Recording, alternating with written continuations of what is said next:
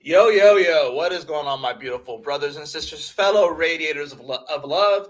My name is Jamal Pope, aka Jay Phoenix, and this is going to be your astrology forecast for Friday, December 1st of 2023. Thanks so much for joining me in this video. Hopefully, you guys are having a wonderful week so far. We are entering into the last month of 2023 before we head into a rather intense and dramatic 2024. Anyways, let's go ahead and hop into these transits so you can be better prepared to navigate these celestial energies. Wow. At the time of me making this, and when you guys see this, the moon would have already opposed Pluto in Capricorn, right? So we've been dealing with a lot of these, of course, the moon in Cancer opposing this Capricorn Pluto. And we got another one here, right? So we do have a bit of a T-square course with the moon, Mars, and Venus. It's still kind of continuing on from, of course, as the moon was coming off those squares to the nodes. So we definitely still have this cardinal T-cross trying to figure out our direction, trying to feel comfortable in a world that we know is shifting. But because Pluto's at the end of Capricorn, there's still this element of, grasping straws, trying to hold on to anything possible. But Pluto is destroying things. It is destroying a lot of these structures that we have gotten so used to. And I think that's the part of it too, is that some of the structures that maybe we even enjoy are getting destroyed. And with that moon opposed Pluto, we have to learn how to find some comfortability within all of that. Because, like I said, this world is transforming forever, right? We do have Pluto here in Capricorn. It will go into Aquarius next year and will retrograde back into Capricorn briefly. So we're not fully done with the Pluto Capricorn story, but we are nearing the end. We are at pretty much the climactic point of this whole Pluto in Capricorn, and then we won't ever see this again in our lifetimes, right? Now, that moon does move into Leo. Hold on, let me move it back to hours and not months, because I was looking at something else earlier. We got that moon that's going to shift into Leo.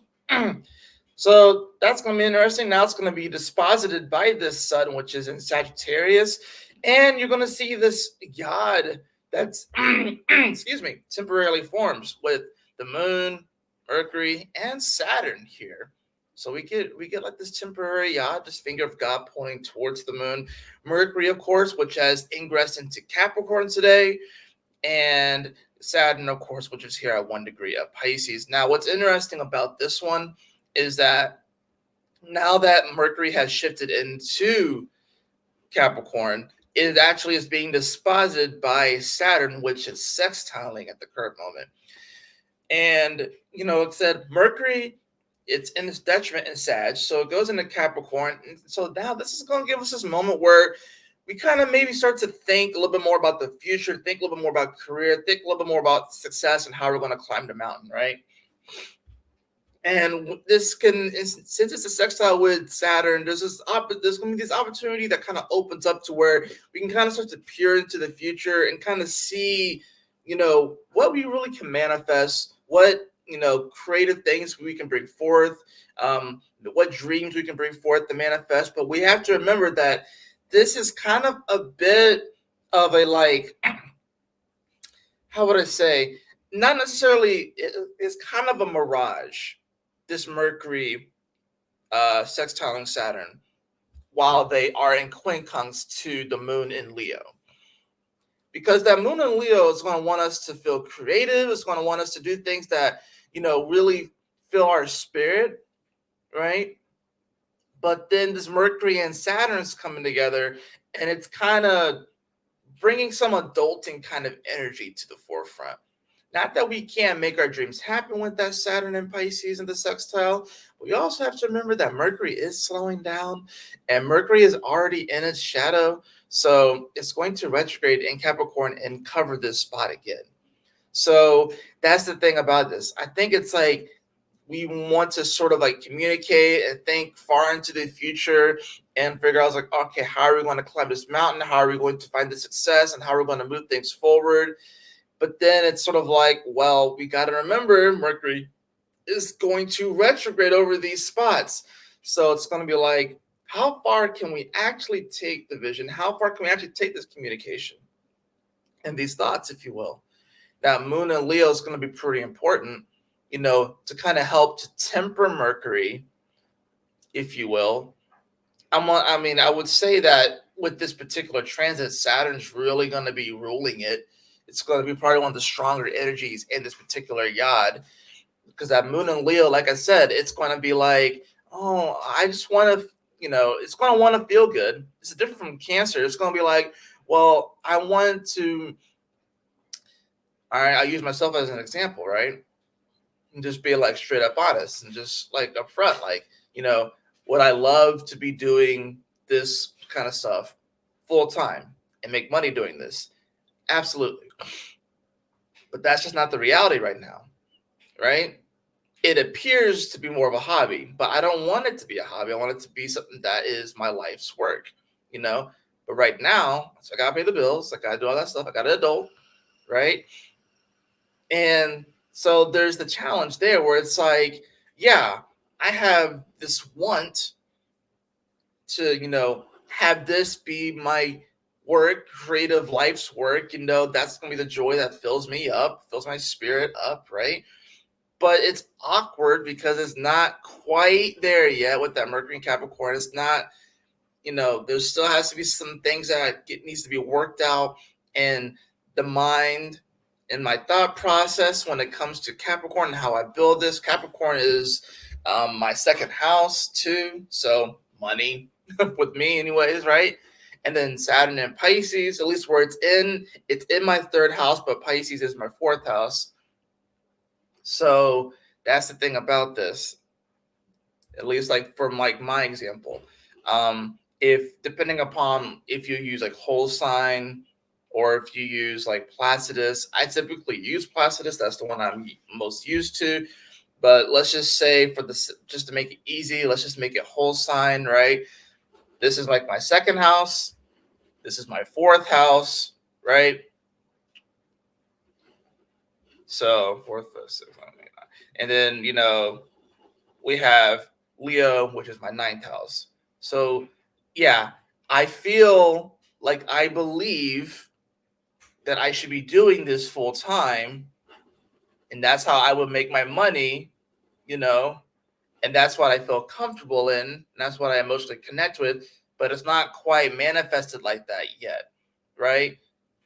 That's the retrograde that Mercury is going to go through. So I'm using myself as an example to kind of show you what this looks like. So you can see how this is going to play out in like your own chart, but that's kind of how this is working. It's like I think we all have something that we feel like we should be doing that's going to give us some joy and creativity and something that we can really express ourselves with, and we can have it. It's possible, but it's not quite there yet. And that can provide some frustrations. But yeah, this is about trusting the process and kind of going with the flow of things. Right? So we're going to see, of course, towards the end of the day, we're going to see that moon that's going to make a nice trine over to Mars. This is a nice aspect here. It's a very harmonious aspect. So it's like we get that yod at the beginning of the day, and then several hours later, we get this. This is that moment where it's like, well, we can still inspire ourselves to really move forward and do something awesome. Mars is with the sun, traveling in Sagittarius, and this is going to, in the, the sun is now dispositing this moon, right? The moon will trine over to the sun at some point. Not quite today, but it'll be more going into Saturday. We'll start to see that. So yeah, there's some positive energy where it's like, you know what? we can still inspire ourselves to create. And even though it may not look exactly the way that we want to right now, that doesn't mean that we still can't engage with that and work towards that and still find that creative flow, right? You know what I'm saying? So it's like, for me, for example, it's like I mainly just do the daily videos, but the other things I've been wanting to do with it. And it's like I had to utilize that Mercury and that Saturn sextile, where it's like, you know what? I got to create the time to do those other things that I want to do, not just do the daily horoscope, but to do like a weekly horoscope and to do sun sign stuff and talk about other planets and everything like that. I got to manage my time better, to be frank. That's what it comes down to. I'm using myself as an example to kind of show you, how these energies are playing out, and, recognizing where you can make those little edits and stuff to navigate this. But this moon trining over to Mars is going to be sort of like, yeah, if that yod from earlier kind of gets you down, this moon trining over to Mars should bring you up, should give you some inspiration, should give you some positivity, give you something to look forward to. Be like, you know what? Yeah, this may not look exactly the way I want to right now. And maybe I have to figure out some stuff and work out the kinks. But I am still inspired to create. I'm still inspired to be that creative force in this world, to do something great and positive and uplifting and do the light work. So I'll uplifting my vibration and uplifting the vibration of those around me simply by expressing and being me. All right. Another thing I will say before going into the cards, that we do have Venus here at 26 degrees. Now it's 3 degrees away from the south node. That's in its home sign, right? And it's coming into a square with Pluto. It's not going to quite square Pluto today, but it's getting very close. This is the second to last square that Venus will have in its home sign of Libra to Pluto and Capricorn. It will happen one more time, which would be next year. That one's going to be occurring when Pluto's at 29 degrees. And then we won't ever see that again in our lifetime. So just want to kind of throw that out there, because there's been a lot of things that have been going on with like relationships and commitment within relationships as well. There's a lot of stuff that's been going on with like the Libra, Aries energy, Taurus, Scorpio energy. And Venus is about to come into Scorpio, and it's getting ready to oppose Jupiter, oppose Uranus, right? So there's and Venus, like I said, will square Pluto before it gets to that. So there's been a lot of stuff about relationships and individuality and our values and our commitment within these things, right? There's a lot of transformation that's happening here with that Pluto squaring over to Venus, because it's like, some people are just like, oh, I'm just this way. I'm just always this way, right? And that's why things happen. Or you get those people that like they meet assholes everywhere they go, but they're really the asshole. You know what I'm saying? So this is another one of those checks in the mirror that we're heading to with Venus squaring over to Pluto. And this is the second to last one that we're getting in our lifetime. We'll see this again next year. But just want to bring that up because I think that this is very, very important, because like I said, we won't see this again. And this gives us a great opportunity to really transform our relationships, not only to other people, but mainly to ourselves and the divine and the world and society, right? So let's go ahead and hop into the cards, shall we? Let's